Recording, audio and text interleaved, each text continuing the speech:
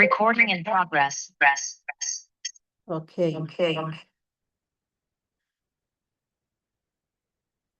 Okay, asante sana, na tutaenda haraka haraka kidogo kwa sababu tuenze kutunza muda wetu.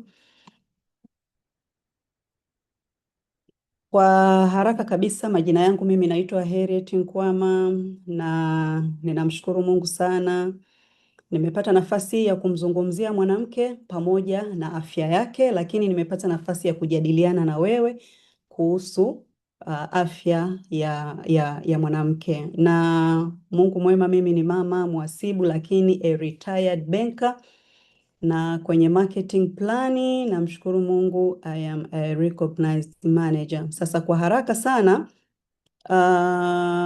mwanamke huyu anapitia hatua mbalimbali kwenye ukuaji wake, stages mbalimbali, na kila stage inamhitaji huyu mwanamke awe na afya njema. Sasa watu wengi ama huwa kuna mithi nyingi zinasikika kwamba ukishakuwa mtu mzima kuna magonjwa fulani ni magonjwa ya kwako, labda magonjwa ya moyo, magonjwa ya mifupa, ama kupata maumivu ya periodi ni mpaka labda utakapoweza kupata watoto. Hizo zote huwa ni vitu mbalimbali vinazungumzwa, lakini all in all huyu mwanamke anatakiwa awe na afya njema ili aweze kuenjoy hatua zake zote kuanzia udogo mpaka anavyokuwa kwenye utu uzima.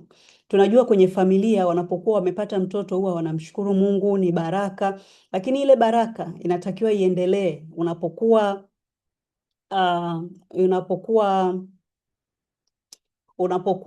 binti, unapokuwa umeanza bale ama kuvunja ungo, pia ni baraka. Kwa hiyo ile baraka haitakiwi iendane na shida, haitakiwi iendane na maumivu, haitakiwi iendane na magonjwa. Lakini unapokuwa tena mama ukapata ujauzito, again kuna vitu pale vinabadilika. Pale pia unahitaji kuwa na afya njema ili uweze kwenda sawa na hatua zako zote za ukuaji, lakini pia mpaka mtu anapokuwa mtu mzima. Unaweza ukaangalia hii picha ya juu hapa na hii picha ya chini. Huyu bibi hapa, huyu bibi wa juu hapa ameshikilia mkongojo, kavaa kabisa na sandals, labda hata miguu imevimba, labda anaumwa, amepinda tayari. Lakini kuna bibi ukimwangalia wa hapa chini kidogo yuko tofauti. Kavaa dresi, kavaa viatu vyake vya kufunika, kabeba purse yake mkononi. Yani ni wabibi wawili tofauti, lakini wote ni wabibi. Cha msingi ni kuwa na afya njema ili uweze kuenenda sawasawa na hatua zako za mwili. Sasa nikizungumza habari ya afya njema. Afya njema ni nini? Ili kutunza afya yako kuna mambo kadhaa muhimu, 5 ni ya muhimu kuyatilia mkazo. Cha kwanza kabisa, lishe bora. Na kwenye lishe bora hapa huwa kuna makundi mbalimbali tumejifunza tangu tuko watoto wadogo, tangu tuko primary school kule tunajifunza kuna makundi ya wanga, kuna protini, kuna vitamini, kuna madini. Hivi vyote ni makundi ambayo mtu unatakiwa ule. Sasa huyu mwanamke ambaye ameenda age ni muhimu sana kuangalia anakulaje. Niliona posti fulani Instagram, kuna mtu anapromote watu wale wanga. Na anapromote watu wale wanga kwa sababu kumekuwa kuna masomo mengi kwenye social medias kuhusiana na wanga. Sasa mwanamke ambaye ni teenager, ulaji wake ni tofauti na mwanamke ambaye tayari ameshafikisha miaka 30, 35 na kuendelea kule mbele. Yani hawa watu wanavokula wanga, miili yao kwanza inafanya kazi tofauti. Teenager anahitaji more energy, kwa hiyo na pia ana kazi nyingi, ana vitu vingi ambavyo anavifanya. Kwa hiyo kula wanga sio kwamba ni vibaya, ila unakula wanga gani? Unakula wanga mzuri ama unakulaje? So upo stage ya perimenopause ama unamhudumia mteja ambao yuko stage ya perimenopause kuanzia 35 years na kuendelea mbele, ama tayari ni menopause, basi mshauri pia namna bora ya kula. Sio kula kama a teenager, asubuhi mchana jioni, kuanzia asubuhi amekula mkate, mchana ugali, usiku wali. Hapana. Anakuwa hatarini sana kuweza kupata magonjwa mbalimbali, especially non-communicable diseases. Lakini msingi wa pili wa kuzingatia ni kunywa maji ya kutosha, Kwa mwanamke angalau lita 2+ kwa siku anahitaji kunywa, tofauti kidogo na mwanaume. Na tukisema kunywa maji ni vile vitu vyote unavyokunywa vya maji maji, yani whatever fluid consumption vyote vinahesabika kwenye zile lita, angalau lita 2 mpaka lita 2.5 pale mtu anahitaji kuwa amekunywa maji kiasi hicho. Lakini unahitaji kupata muda wa kupumzika, na kwa mwanamke ambaye ameenda ama adult women, angalau masaa 8 ya kulala ili aweze kuwa na afya bora, ili kuna hormones mbalimbali ziweze kuzalishwa vizuri, na hormones huwa zina tabia ya kubadilika badilika. Kipindi cha hedhi hormones zinabadilika, ujauzito hormones zinabadilika kabisa, menopause ndo kabisa mambo yanakuwa yamevurugana. Kwa hiyo mwanamke anapopata muda mzuri wa kulala, muda wa kutosha, anauruhusu mwili kwanza kurecover kutoka kwenye hizi shift za hormones ambazo zinakuwa hazijabalance, lakini ule muda anaopata wa kutosha wa kulala unamsaidia pia baadhi ya maeneo kwenye mwili wake kuwa na afya njema, afya ya moyo, afya ya akili, kwa sababu utakuwa umepata muda wa kupumzika zaidi, lakini afya ya kuwa na uzito sawa, uzito sawia. Pia unapokuwa umepata muda wa kupumzika, vyote hivyo vinaenda sambamba. Lakini unapokuwa pia umepata muda mzuri wa kupumzika, unaruhusu mwili ukaripee zile cells zake, ambazo kuna cells zinahitaji kuzalishwa, kuna seli ambazo zinalishwa vizuri ziendelee kuwa imara. Kwa hiyo unapopata muda wa kupumzika ni muhimu sana. Na kuna hormones ambazo huwa zina control appetite, metabolism. Hapa ni kwa wale ambao wanahitaji kupungua, ama kuna mwingine yuko underweight kabisa. Hizi hormones pia zinafanya kazi vizuri sana mtu anapokuwa amepata muda mzuri wa kupumzika ama muda wa kulala. Sasa kwenye kulala ni kulala kabisa, sio umelala kidogo umeamka, umelala kidogo umeshika simu, umelala kidogo, hapana. Yani ni ule muda wa kulala kabisa kabisa. Na msingi mwingine wa kuangalia ama kufanyia kazi sana ni mazoezi. Sasa kwenye mazoezi watu wengi sana huwa atakwambia mimi kazi ninayoifanya ni mazoezi tosha. Mimi ofisini kwangu ni mazoezi tosha. Dukani kwangu hapana. Kazi ya dukani ni kazi na muda wa mazoezi ni muda wa mazoezi. Vaa tracksuit, socks, raba, fanya kabisa mazoezi. Si lazima uende gym, unaweza ukafanya ndani kwako, chumbani kwako, sebleni, kibarazani, uwani, popote pale ambako una nafasi ya kuweza kufanya mazoezi. Kama hauwezi kwenda gym. Lakini msingi mwingine mkubwa sana, na uita mkubwa, ni emotional wellness. Wanawake wengi sana wanapitia mambo mengi sana, sasa wanakuwa damaged emotionally. Unapokuwa damaged emotionally, pia unapelekea vitu vingi sana kwenye mwili wako kudhoofu, kupata changamoto. Tunasikia sana siku hizi wanazungumza afya ya akili.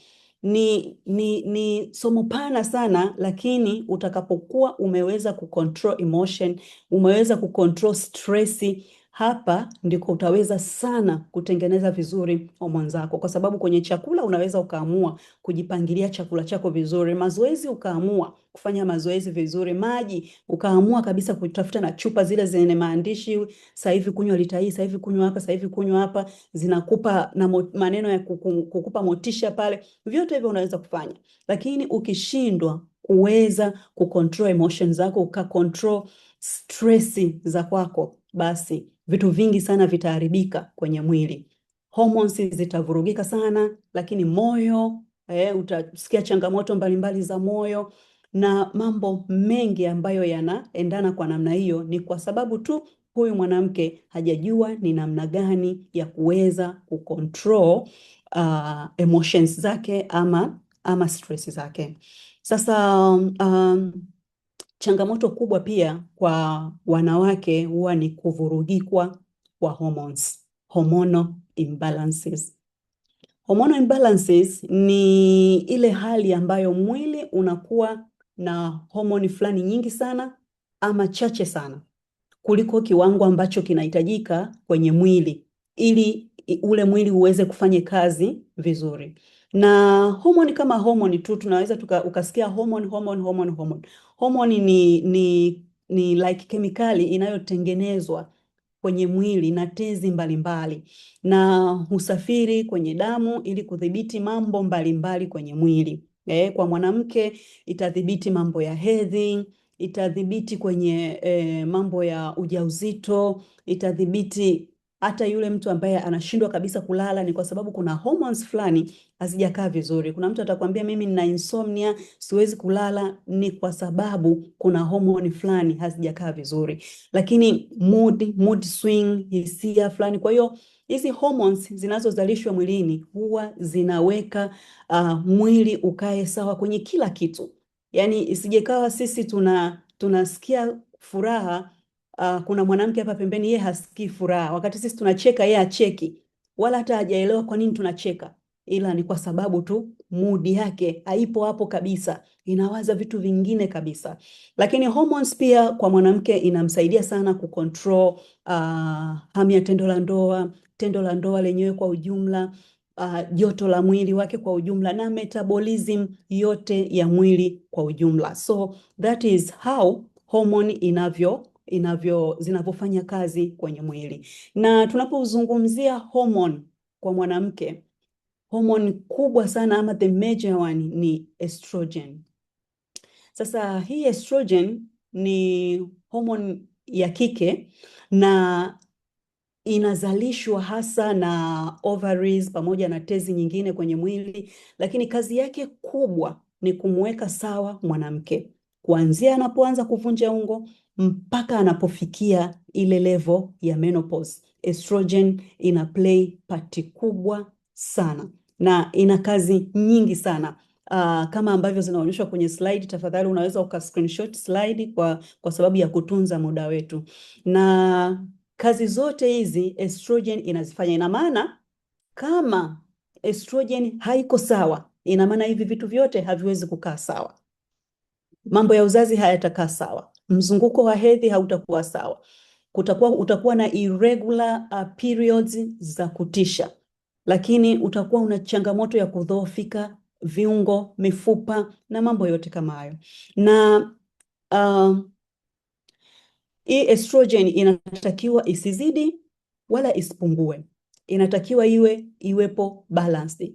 Sasa estrogen ikiwa chini sana pia kuna changamoto zake, na estrogen pia ikiwa nyingi sana pia kuna changamoto zake ambazo mtu anakuwa anazipata. Kama unaweza kuwa umekutana na mtu ambaye analalamika yeye anaongeza uzito, anafanya gym sana, anajitahidi sana diet, yani atakuorodhoshea vitu vyake kibao.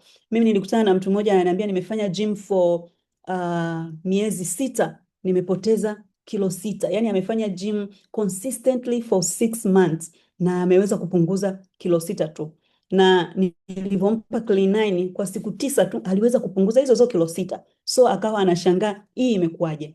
Lakini kama hormones za huyu mwanamke hazijakaa kama inavyotakiwa, basi changamoto nyingi sana huyu mtu atakuwa anazipitia. Sasa hizi changamoto haziishii tu kwenye mabadiliko ya mwili, lakini zinaishia mpaka kwenye vitu ambavyo ni hatarishi zaidi.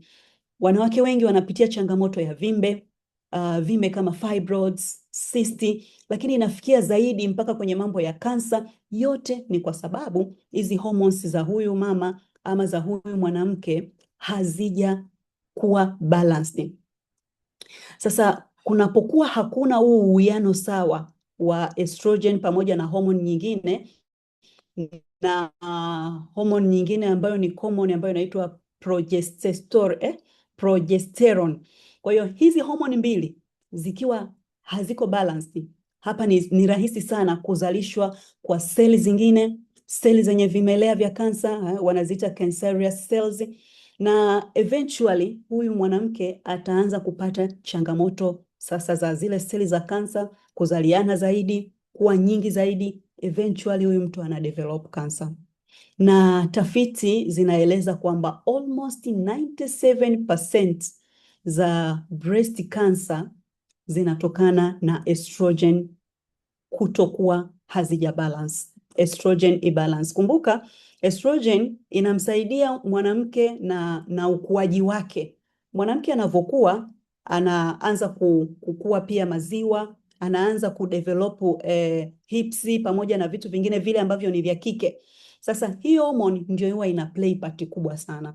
Sasa kama isipokuwa imebalance vizuri, then huyu mtu anakuwa yuko kwenye riski ya kupata changamoto mbalimbali za afya ikiwemo breast cancer. Tukumbuke breast ya mwanamke ni tofauti na ya mwanaume, kwa sababu ya mwanamke ndio imeumbwa hivyo ilivyo kwa ajili ya kazi mbalimbali. Mwanamke atapata watoto, atahitaji kunyonyesha na mambo yote kama hayo yalivyo. Kwa hiyo lazima hii hormone iwe imekaa vizuri ili maumbile yake yakuwe vizuri, yawe tayari kupokea pia another body, aiweze kuidevelop kwenye mwili wake, aiweze tena kuitoa nje. So you can see huyu mwanamke anahitaji sana kuwa amebalansisha homoni zake. So sio kansa peke yake, lakini wanawake pia wanapitia vimbe kama cyst, na cyst inatengenezeka pale kila mwezi huyu mwanamke anatoa yai ili aweze kupata period, na lile yai huwa linakuwa ndani ya kifuko kinachoitwa follicle, na lile yai linaachiliwa, then ndio yule mwanamke atapata period yake, ama kama yai litarutubishwa na sperm, basi atatengenezwa zygote, then ujauzito utaendelea kama kawaida mpaka baada ya miezi 9. Sasa kunapokuwa kuna changamoto kwenye mwili, changamoto za hormones, lile yai litazalishwa vizuri, lakini halitateremka lije kwenye uterus ili either litoke as period au lirutubishwe lipate mtoto.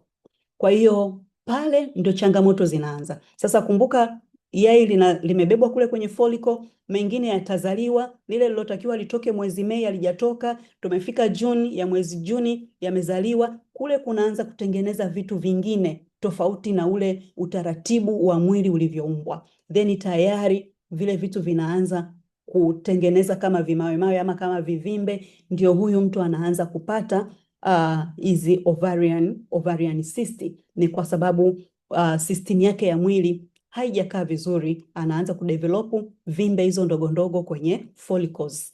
Lakini kuna vimbe zingine kama fibroids, na research pia inaonyesha 70% mpaka 80% ya wanawake wengi watapata ama wanapata fibroids by the age of 50. Ukiangalia by the age of 50 ndio age hiyo ambayo tunaita ya menopause. Sasa fibroids ni nini? Fibroids ni vimbe ambazo hizi zinatokea kwenye ule mji wa kubeba ujauzito, ule mji wa mimba.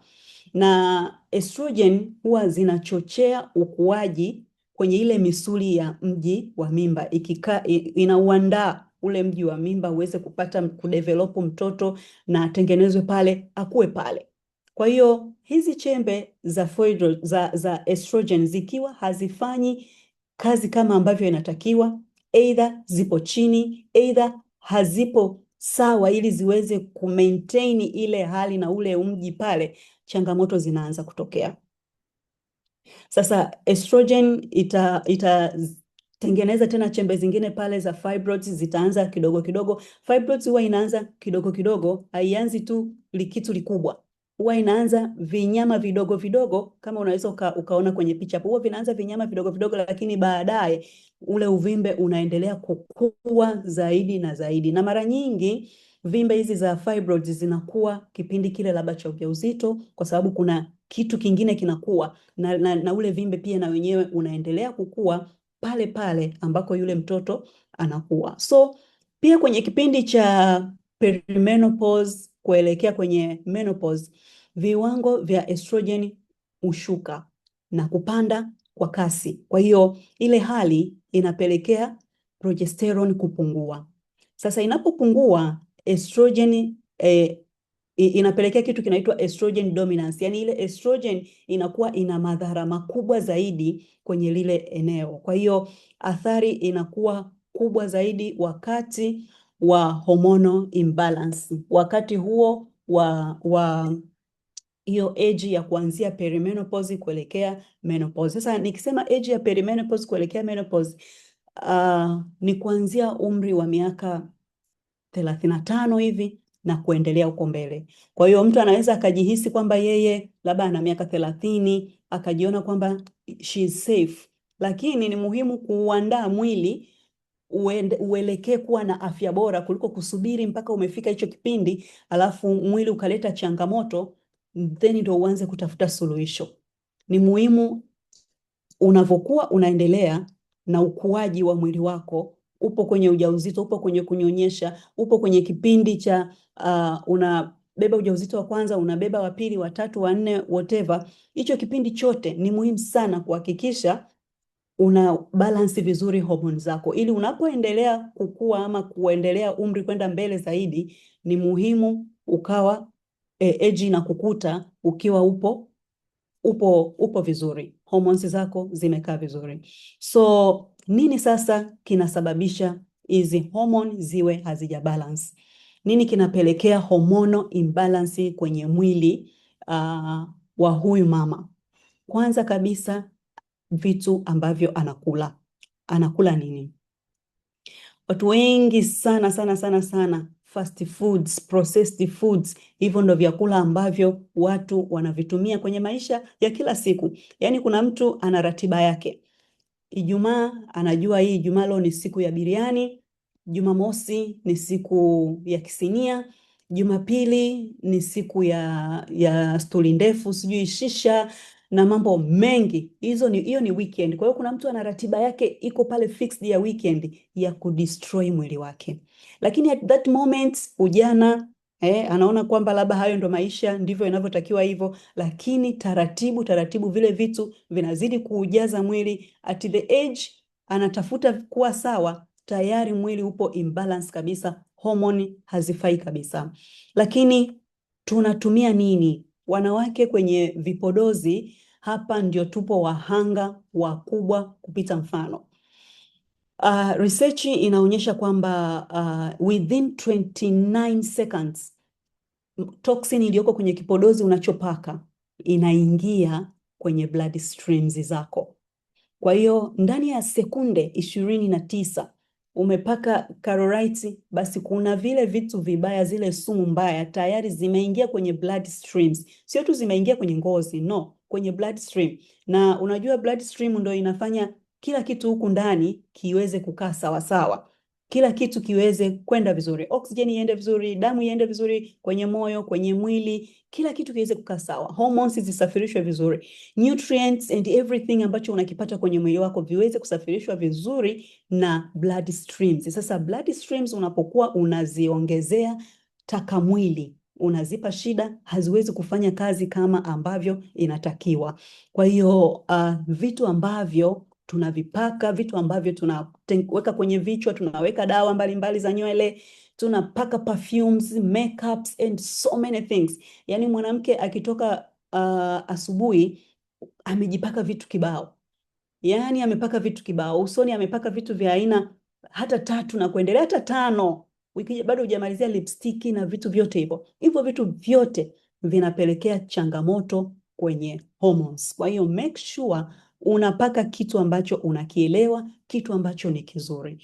Lakini kuna conditions mbalimbali ambazo pia zinapelekea changamoto ya hormones kutokuwa sawa, kama kipindi cha ujauzito, kipindi cha kunyonyesha, kipindi cha menopause. Hivi vipindi vyote, as I said before, huwa hormones hazikai sawa. Either zimeenda juu sana, either zimeshuka chini sana. Kwa hiyo ni muhimu pia kusaidia mwili wakati wa hivyo vipindi vyote uweze ukakaa sawa. Na kuna dawa mbalimbali ambazo mtu anakuwa anatumia, tuna magonjwa mbalimbali, watu wanatibiwa vitu mbalimbali, watu wanakunywa antibiotics and so many dawas watu wanatumia. Vyote vile vinaachilia changamoto kwenye mfumo wa huyu mwanamke. Vyote vile visipokuwa managed vizuri vinaachilia changamoto mbalimbali. Na hapa kwenye stress, hiyo pointi ya mwisho kabisa hapa imeelezea kwamba kati ya vitu vyote vinavyopelekea hormonal imbalance ni pamoja na stress. So hapa kwenye stress ni muhimu sana as a woman kutambua stress yako ni nini, ama kwa nini unapata stress fulani, then ufanye nini. Ufanye nini uweze kuondokana na hiyo stress, either ufanye mazoezi, either una join community fulani, but make sure unajua ni namna gani ya kumanage stress ili kupelekea estrogen isiwe juu zaidi, kwa sababu stress inapelekea estrogen inakuwa juu zaidi. So yote haya ambayo tumeyaona kwamba kwa nini kuna hormonal imbalance, kwa nini mtu anapata ya changamoto zile za afya tumeziona kule. Vitu vikuu viwili, cha kwanza kabisa ambacho kinapelekea hizi changamoto kubwa ni nutrition. Hapa kwenye nutrition, mtu anaweza akajua kwamba ninakula vizuri, ninakula asubuhi breakfast, ninakula mchana, ninakula sio tu kula asubuhi chai na mkate, mchana ugali na nyama, usiku wali na maharage, then ndo umekula vizuri. No, proper nutrition. WHO inashauri kwamba mtu ale bakuli za mboga mboga na matunda angalau 5 mpaka 8 every single day. Proper nutrition. Kula protini kwa wingi sana, matunda, mboga mboga, vyote vile ambavyo vinahitaji kustawisha mwili. Sasa wanga sio kwamba usile, unakula, lakini unakula ule wanga mzuri, then unakula kwa proportion ambayo inahitajika. Sasa kitu cha pili ambacho kinapelekea sana changamoto za hormones kutokuwa sawa ni toxin.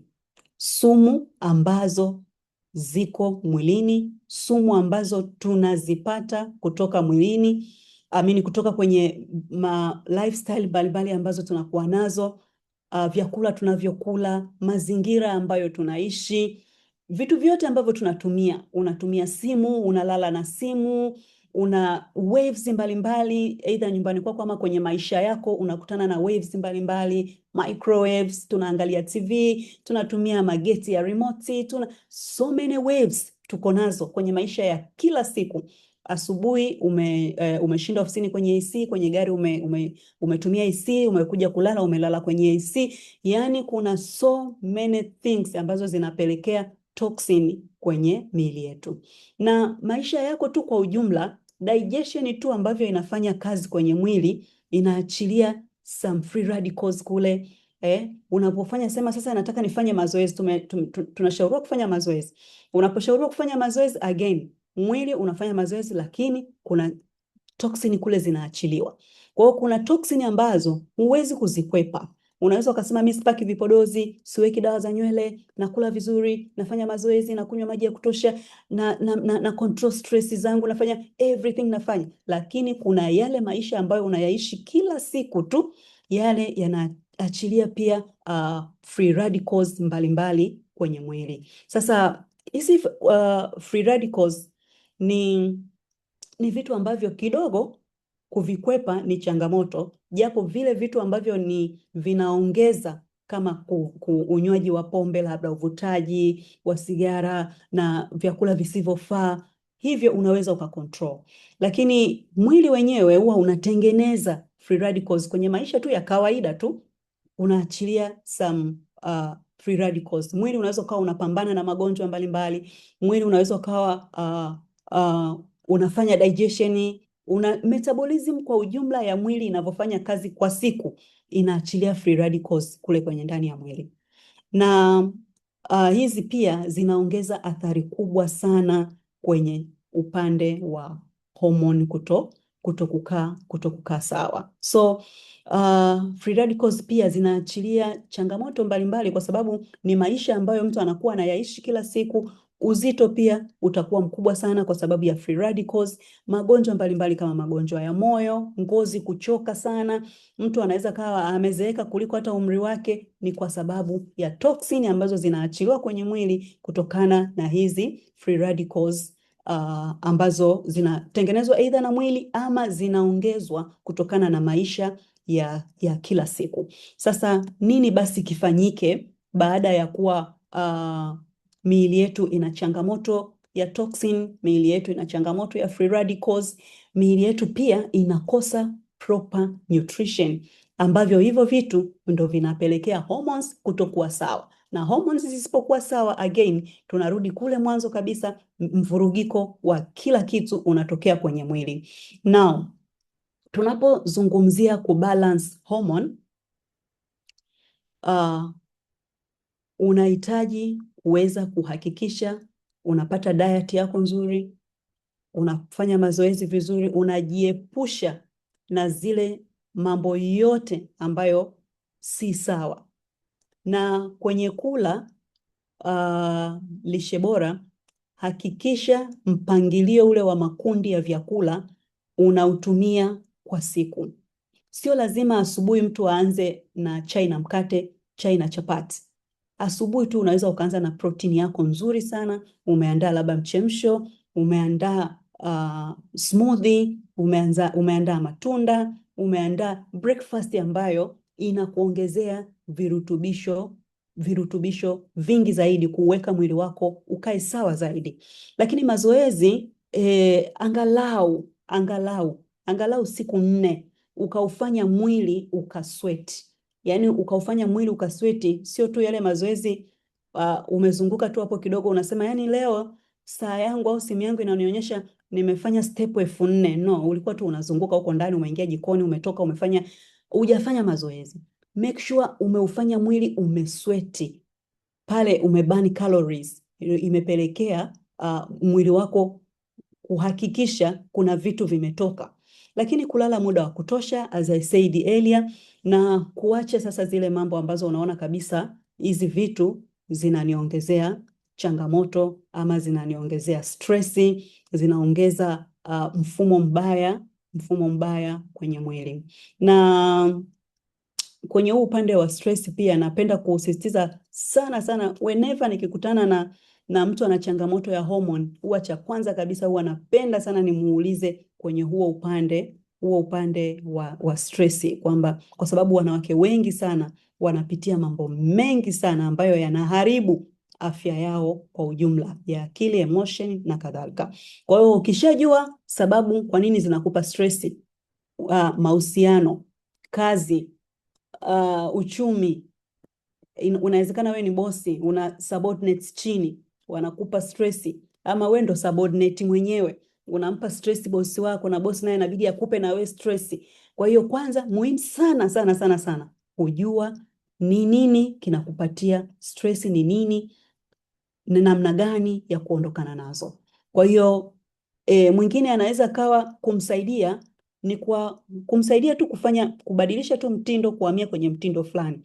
Huyu mtu anapenda nini ili aweze kumanage stress zake? Labda anapenda music, labda anapenda kusikiliza huo muziki, au labda yeye anapenda kudance, ama labda yeye anapenda kuimba. Unajua kuimba, unaimba tu ukiwa unaoga bafuni, unajiona unaimba, ndio hivyo umeweza kurelease kile kitu ambacho umekibeba kwenye moyo. Kwa hiyo either ni traveling, either ni kukaa sehemu labda za peke yako, either ni kukaa baharini, meditation, kuconnect na jamii fulani, positive society ambayo inakujenga zaidi, labda inakufundisha zaidi, au muda ambao unabidi uache hicho ambacho kinakupa stress, then una shift kufanya kitu kingine ama kazi nyingine, ili uweze kubadilisha yale mazingira yaweze kukupatia vitu vizuri zaidi. So huo ni upande mmoja wa kubadilisha lifestyle, lakini upande wa pili ni wa kwenye kula supplements. Kwenye kula supplements, hapa tunamsaidia mwanamke kwa kiasi kikubwa sana. Kumbuka kuna watu hawawezi kupunguza uzito. Kumbuka kuna watu hawawezi kufanya vitu vingi. Mwingine hawezi kulala, hawezi kufanya vitu mbali just because hormones zake hazijakaa sawa. Mwingine hawezi kabisa kubeba ujauzito just because hormones zake hazijakaa sawa. So kwenye swala zima la supplement, and kwenye huu upande wa supplement ndio sisi sasa we do chip in kumsaidia huyo mtu. Kwa hiyo unaweza ukawa umekutana na mtu ukaongea naye vitu vichache kama hivi vya mwanzo, sio lazima uongee naye hizo slide zote, no. Hizi slide zinatupa tu sisi awareness, then ukikutana na mtu ujue ni namna gani sasa ya kuweza kumwatendi yule mtu. Kwa hiyo supplementation ndio pale ambako tunamsaidia huyu mtu. Kikubwa kabisa cha kwanza, our foremost supplements is Forever Aloe Vera Gel. Aloe Vera Gel is powerful antioxidant, kiondosha sumu kizuri sana, na huko nyuma tumeona changamoto za toxin zinazoachiliwa kwenye mwili, zinazotokana na vyakula mbalimbali na maisha kwa ujumla. Lakini licha ya kwamba aloe vera gel is a super antioxidant, pia ina vitamins nyingi sana, ina minerals nyingi za kutosha. Kwa hiyo inamwachilia mtu kuwa na afya njema sana.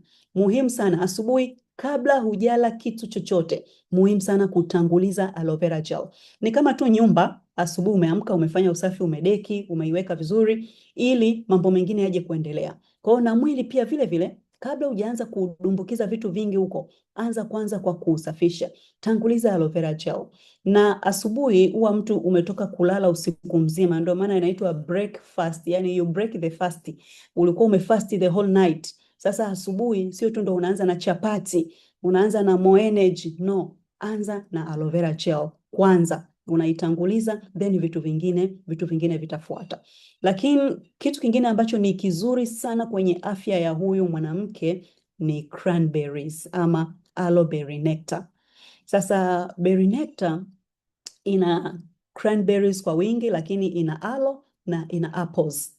Na huu mchanganyiko ndio unaifanya berry nectar iwe jinsi ilivyo na iwe nzuri sana kwenye upande wa kumsaidia huyu mwanamke kwenye swala zima la hormones, kwenye swala zima la mfumo wa mkojo, kwenye swala la ngozi, kwa sababu ya huo mchanganyiko wa berries and apples. So berries and apples ni lishe nzuri sana sana sana sana kwenye afya nzima ya huyu mwanamke.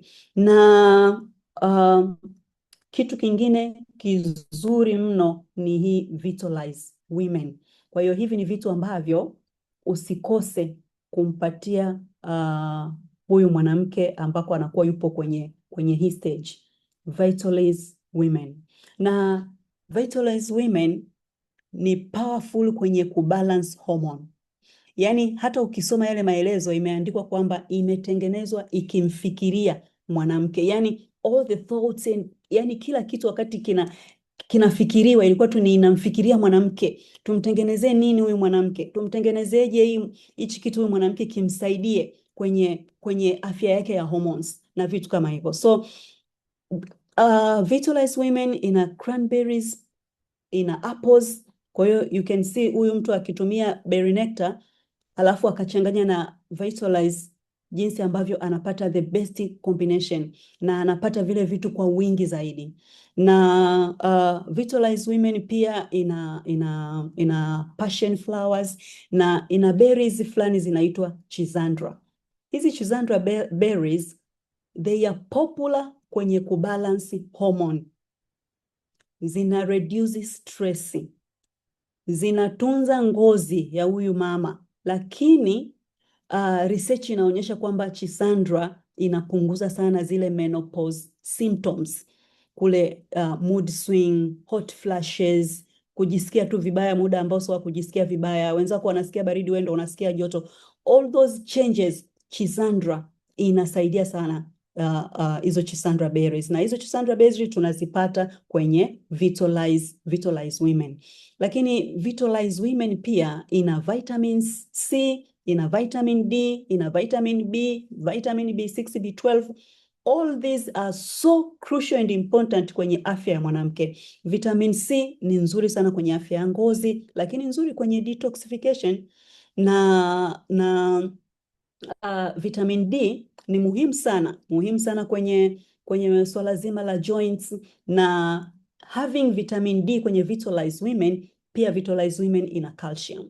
Kwa hiyo ile calcium ili iweze kuwa absorbed vizuri kutoka kwenye hii Vitalize Women, ndio maana ikaongezewa vitamin D ndani yake.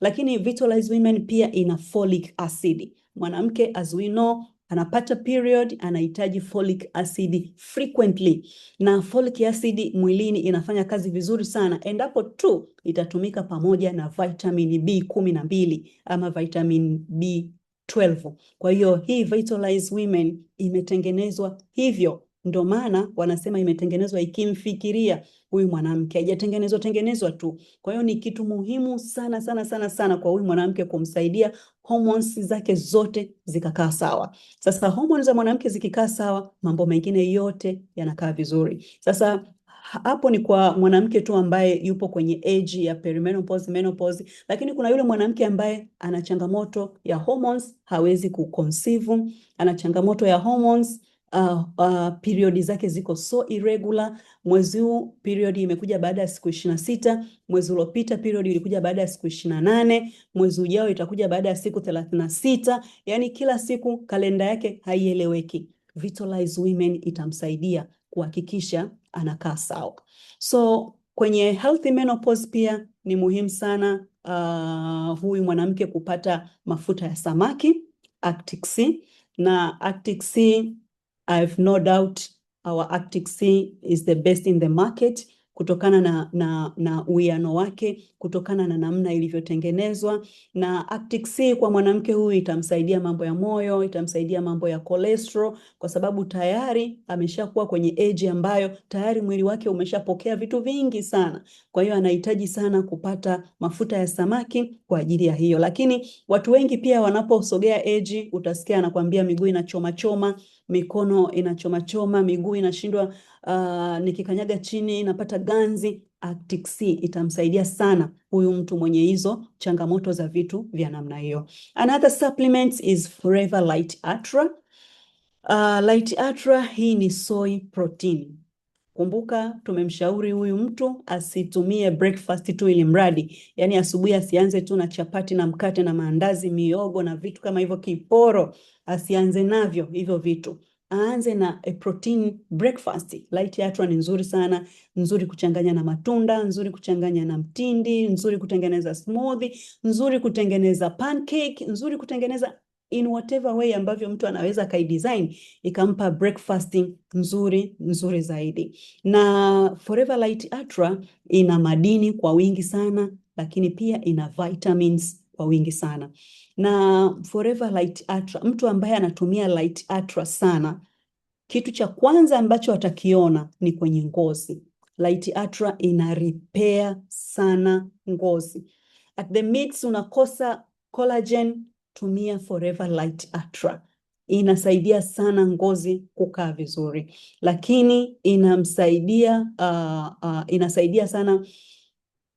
inasaidia sana kubalance, especially kile kipindi cha menopause ambako uzito huwa ni changamoto. Watu wengi waliokuwa kwenye stage ya perimenopause to menopause wana changamoto sana ya uzito. Atakwambia nina tumbo halipungui, nimefanya kila kitu sipungui. Msaidie breakfast yake aweze kuitengeneza kwa Light Ultra, lakini pia chakula cha usiku. Kuna watu wanachelewa sana kutoka labda makazini, kuna watu wanakula late supper, dinner. Huyu mtu apate hiyo, kama anakula late basi yale hiyo late, hicho kitu iwe ni Light Ultra. Achanganye Light Ultra. Light Ultra hata ukichanganya na maji tu, mils zako 600, ukachanganya na ile scoop moja, inatosha kabisa. Mtu anakula usiku na anashiba, analala vizuri kabisa. Wala hata amka kuhesabu mabati, anakuwa yuko vizuri. Na kitu kingine kwenye afya ya mwanamke, it's Royal Gel. Royal Gel, Royal Gel is royal. Yani kama ambavyo inaitwa Royal Gel, ni nzuri sana kwenye kubalance hormone. Hata za mwanaume, Royal Gel anaruhusiwa kutumia kwenye kumsaidia pia kubalance hormone zake. Na Royal Gel, mimi personally na historia nayo, ilinisaidia sana wakati nimeanza tu Forever, ilinisaidia sana kwenye maumivu ya hedhi, PMS. Royal Gel nilikunywa vikopo viwili, yani ile PMS sikusikia nadhani zaidi hata ya miezi 6 baadaye. Kwa hiyo Royal Gel inasaidia mno kwenye afya ya huyu mtu, lakini inasaidia mwili kurelax. Sasa wale watu ambao wanashindwa kulala, lakini kipindi hichi cha hormonal shift, mtu pia anakosa kulala, anakosa usingizi, anakuwa na stress, lakini Royal Gel inasaidia to calm the body. Inasaidia mwili kuweka ukawa vizuri, mwili ukapumzika vizuri, akalala vizuri. Na Royal Gel kwa wale ambao wako kwenye stage ya uzazi, kutafuta uzazi ama yupo kwenye uzazi, Royal Gel inasaidia sana kuhakikisha yale mayai yanaiva vizuri kule kwenye follicles, yanasafiri vizuri kwenye fallopian tubes, yanafika pale kwenye uterus yakiwa yako vizuri, yamemachua vizuri na yako tayari kulishwa na sperm, na yakipata sperm yana conceive. Kwa hiyo Royal Gel pia kwa mtu ambaye yupo kwenye stage hiyo, kwa mama ambaye yupo kwenye stage hiyo ya kutafuta watoto, basi Royal Gel pia ni nzuri. Inawezekana hautafuti, lakini unahitaji kula Royal Gel ili upate mayai mazuri, upate mtoto mzuri. So that is package hii ni nzuri na ni muhimu sana kwa huyu mama ambaye yupo kwenye stage hiyo. Lakini kwenye upande wa hormone pia unaweza ukatumia package hii ya Vitalize Women, Berry Nectar, Multimaca. Multimaca si kwa wanaume tu. Multimaca hata kwa wanawake inasaidia sana kwenye kuhakikisha hormones zina balance, lakini kuhakikisha huyo mwanamke anakuwa na energy ya kila siku. Unahitaji kuwa na energy ya kufanya kazi, unahitaji kuwa na energy ya kufanya mazoezi, unahitaji kuwa na energy tu ya kufikiria tu, ili ukae ufikirie mambo yako, upange malengo, unahitaji kuwa na energy. Ukiwa umechoka hata akili haiwazi kabisa. So Multimaca ni nzuri pia. Multimaca pia ni nzuri kwa wale watu ambao wanafanya kazi sana. Kuna watu ambao ni workaholics, yani yeye anafanya kazi. Multimaca inasaidia sana. Mwili unakuwa uko vizuri. So package pia hizi zina uwezo wa kumsaidia mwanamke kukaa vizuri. Kwa hiyo Multimaca, Royal Gel, Vitalize again zinafanya kazi kubwa sana kuanzia mwanamke ambaye yupo kwenye age ya kuanzia 25 kuelekea 30, inamfanya vizuri sana. Kuelekea 35 kuelekea huko 50, 60 pia inamweka katika hali nzuri sana. Sasa huyu mwanamke pia kwa sababu ya fluctuations ya hormones na mambo kutokukaa sawa, pia anapitia changamoto mbalimbali za infections as well. Anapata infections za mara kwa mara, na hii package ambayo tutampa tena Berry Nectar, as I said, Berry Nectar inasaidia pia kwenye mfumo wa mkojo, lakini garlic is very best kwa sababu ni super antibiotic pamoja na bee pollen. These are very good and nice antibiotics, lakini pamoja na probiotic ni nzuri sana kuhakikisha huyu mtu ama huyu mwanamke anakuwa ana afya njema, especially kwenye upande huo, kuondokana na changamoto za maambukizi mbalimbali. Maambukizi hata ya kwenye mfumo tu wa tumbo, maambukizi ya bakteria mbalimbali tumboni kwa sababu ya probiotic. Probiotic inaenda kusaidia wale bakteria wako wazuri ambao wako tumboni, ambao ndio probiotic, wawe wana afya njema, waweze kufight against magonjwa, waweze kufight against infection za bakteria mbalimbali na intruders wote wanaoingia pale kuletea kuhamu yale mazingira ya mfumo wa mmeng'enyo wa chakula pia ukakaa sawa. Kwa hiyo huyu mtu ambaye anapitia changamoto hizo za infections mbalimbali, then muhimu kuconsider hiyo package.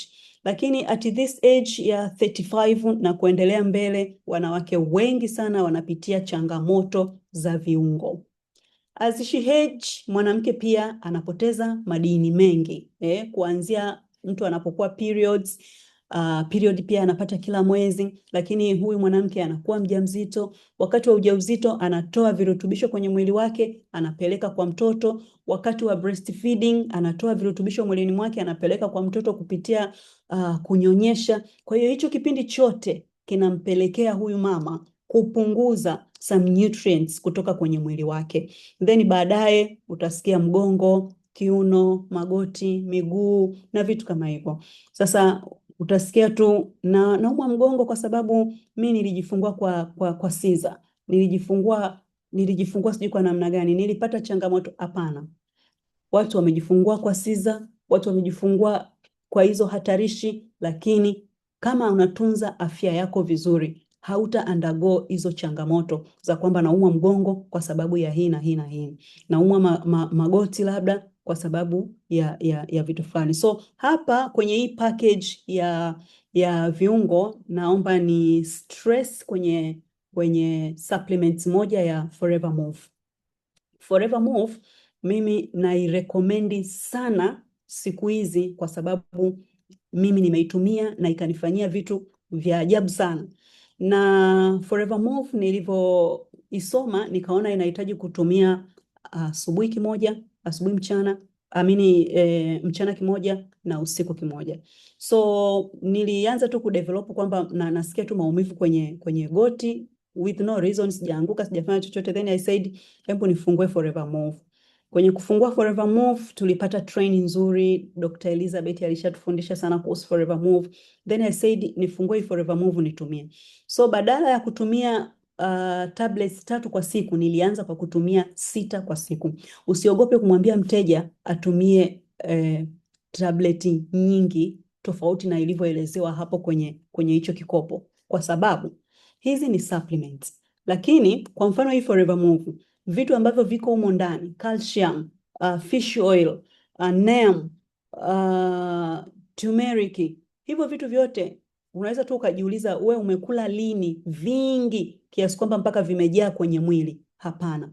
Kwa hiyo kama hapana, kwa kula tablet 6 kwa siku siwezi kujioverdoze. Yaani mwili wenyewe ndio utakuwa unashangaa unapata virutubisho vingi kama ambavyo inatakiwa iwe, kwa sababu mwili hauna hivyo vitu. So mimi ndani ya siku 3 tu yale maumivu yote yaliokuwa yameanza kwenye goti yaliisha kabisa. Yaani kupandisha ngazi it was changamoto. Yaani napandisha ngazi kama mtoto ambaye anatambaa. Yaani napandisha ngazi na miguu yote miwili. Yaani unapandisha mguu wa kwanza alafu na wa pili tena hapo then ndio unaanza ngazi ya pili. Sio kama kupandisha kawaida. So kidogo ilinishtua kwamba unaamkaje tu alafu ghafla unakuta hivyo, lakini ndo perimenopause zenyewe hizo. Kwa hiyo mimi nilitumia Forever Move and ndani ya siku 3. Baada ya hapo I recommend it to all of my friends. Yaani mtu asije tu akaniambia mgongo, kiuno, mguu, anza na Move. Alafu mambo mengine yatafuata baadaye. Kwa hiyo pia wanawake wengi wanapitia hiyo changamoto.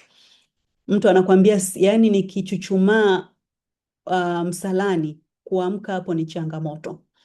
Nikiwa naoga nashindwa kuchuchumaa vizuri, nioge vizuri. Nashindwa kufanya, yani changamoto zinakuwa nyingi za viungo.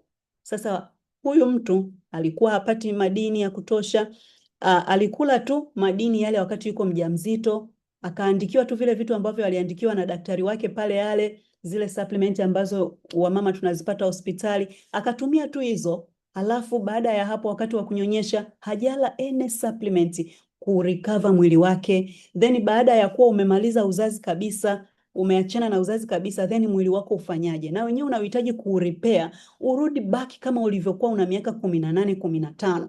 Pale ulikuwa uko una nutrients zako zote na mwili ulikuwa una nguvu kuabsorb kila kitu, kwa sababu at that age ulikuwa hivyo. Sasa nimemaliza uzazi, natakiwa nifanye nini? Nahitaji kurepair tena mwili ukae vizuri, niwe tena kama under 18, niweze kukaa sawa. Then baada ya hapo ukijiweka vizuri, kuna vitu hautavisikia. Ni sawasawa na ile slide ya kwanza kabisa kule niliweka kwamba kuna yule bibi kainama kabisa kashika mkongojo, mwingine yuko vizuri kabisa kashika na pasi yake, kabana nywele, kavana mosimo zake vizuri, lakini yule bibi mwingine pale, yani hata viatu hajataka kuvaa, kaingia kabisa kwenye makobazi pale, kwa sababu ni watu wawili ambao wamejitreat tofauti. So whatever age ambayo mwanamke anapitia, sio mateso, sio kwamba alizaa sana, sio kwamba sijui period yake ilifanyaje sana ndio maana anaumwa sana, no, ni kumsaidia kuwa na hormonal balances. Na as tumeona huko nyuma kwamba wanawake pia wanakuwa na toxin nyingi ambazo zinawaachilia kuwa na uzito mkubwa sana, wanapambana na mazoezi. Nimetoa mfano, mimi nilikutana na dada ambaye yuko gym consistent na mwalimu anamfuatilia kwa miezi 6, kapunguza kilo 6, lakini in 9 days alipunguza tena kilo 6. So hicho kitu kilimuinspire na nikamwambia from now kila mwaka mara 2 fanya C9 kwa sababu umefika tena hiyo age.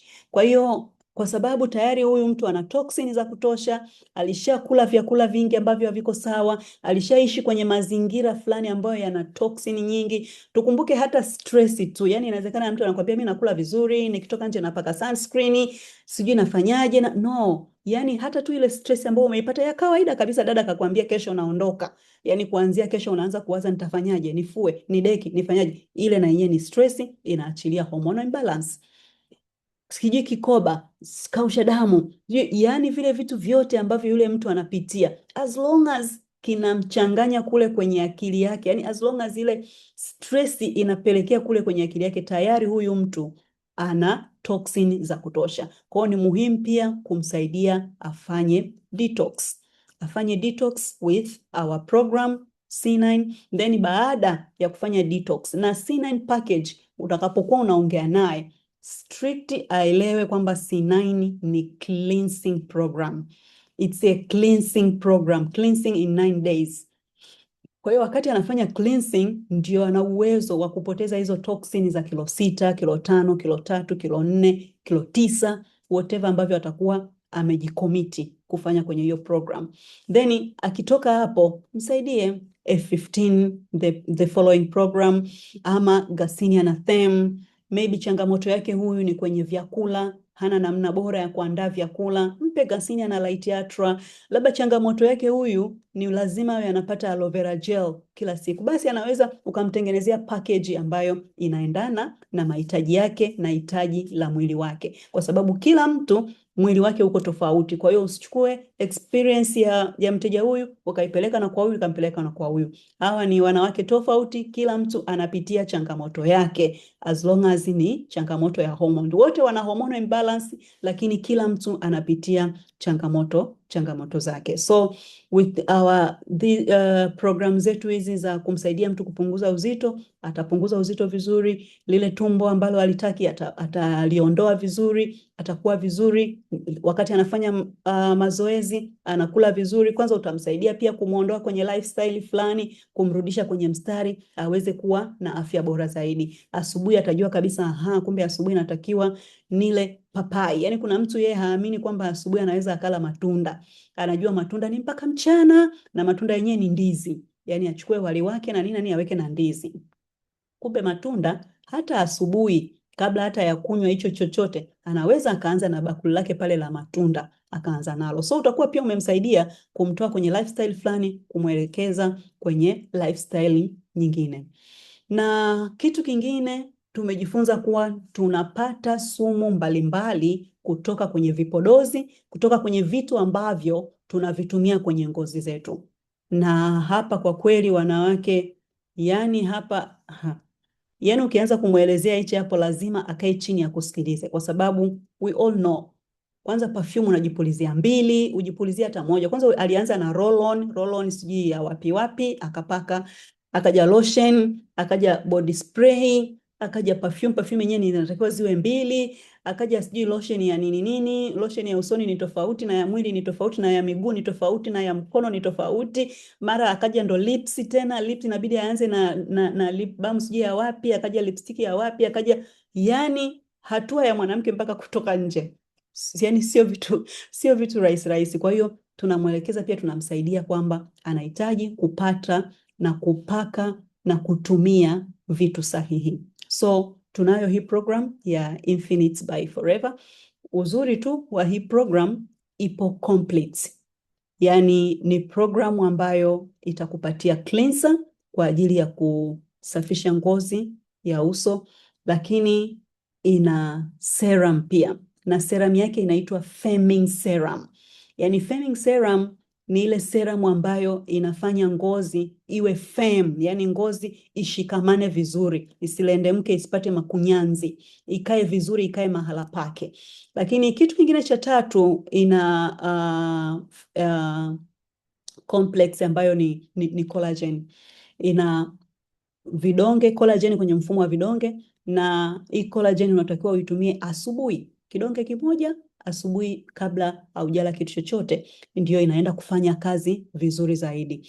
Na pia ina restoring cream, very nice cream, ina harufu nzuri, inatoka vizuri, you just press there kidogo tu, inatosha kabisa kwenye kuapply kwenye mwili wako. Na uzuri wa hii package ya Infinite ni package ya a matured skin. A matured skin ni ngozi sasa ya mtu mzima. A matured skin zina changamoto mbalimbali, mojawapo ni kukosa unyevunyevu.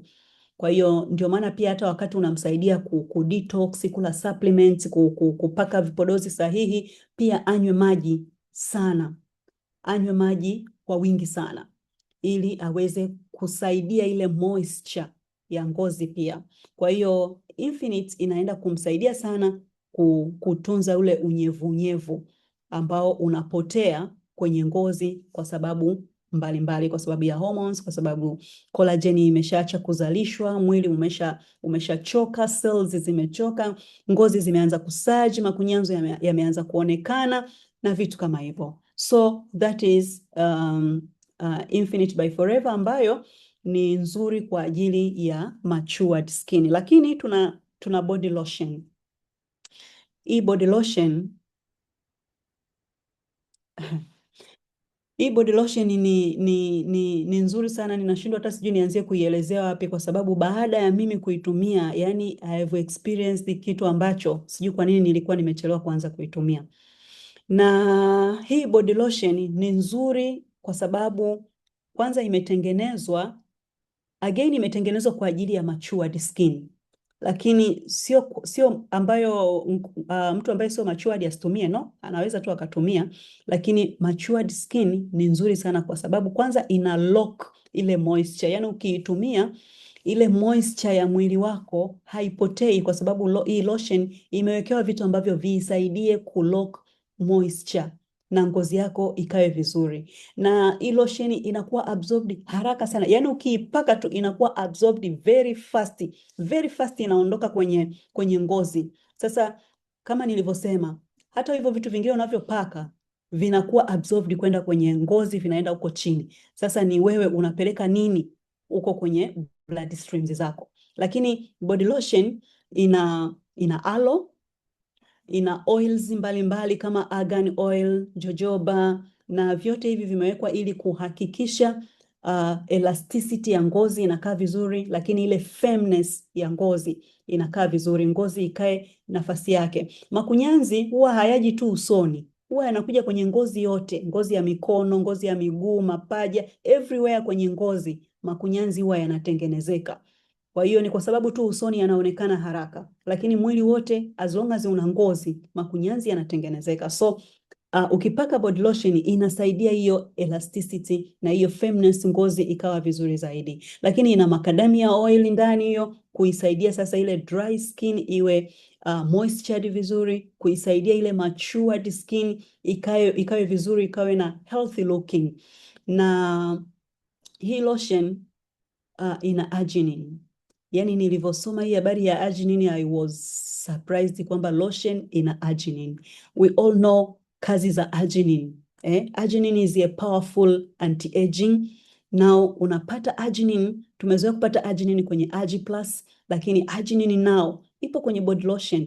Kwa hiyo wakati unapata anti-aging kwenye Agiplus, then unapata anti-aging elements hizo kwenye lotion ambayo unakuwa unaipaka. Lakini hii arginine pia inaisaidia ngozi iweze kufight sasa hizi free radicals.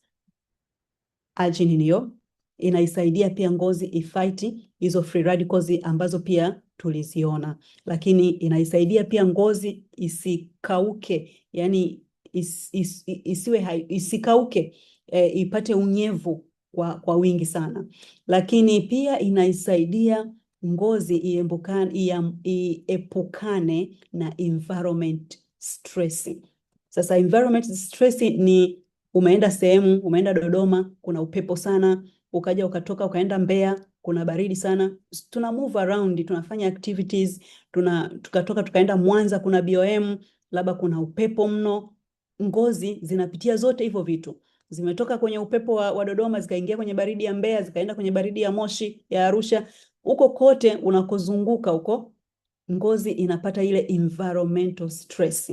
Now body lotion imetengenezwa kuisaidia ngozi ikaondokana na hizo stress. So ukichanganya body lotion ukaweka na body wash, hapo sasa utakuwa umepata the best combination kwa ajili ya ngozi yako, lakini kwa ajili ya ngozi ya uso pia ukapata vitu ambavyo vinakufaa like Infinite by Forever Living. So mimi kufikia hapo kabisa, niwashukuru sana kwa kuwepo mpaka saa hii. Niwashukuru kwa, ya nione kama kuna maswali kidogo.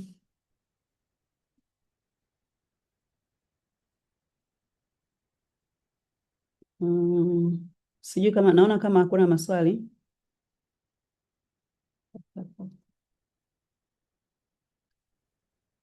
Naona kama hakuna maswali. Basi in case kuna maswali, naomba unaweza ukaandika, lakini unaweza ukaandika kwenye magrupu kule ukasaidiwa kujibiwa labda from other leaders, ama pia naweza nikaiona nikajibu, ama unaweza ukanifuata inbox ukaniuliza nikakujibu pia as well. So thank you so much kwa utulivu wenu. Thank you so much kwa kuwepo mpaka sasa hivi.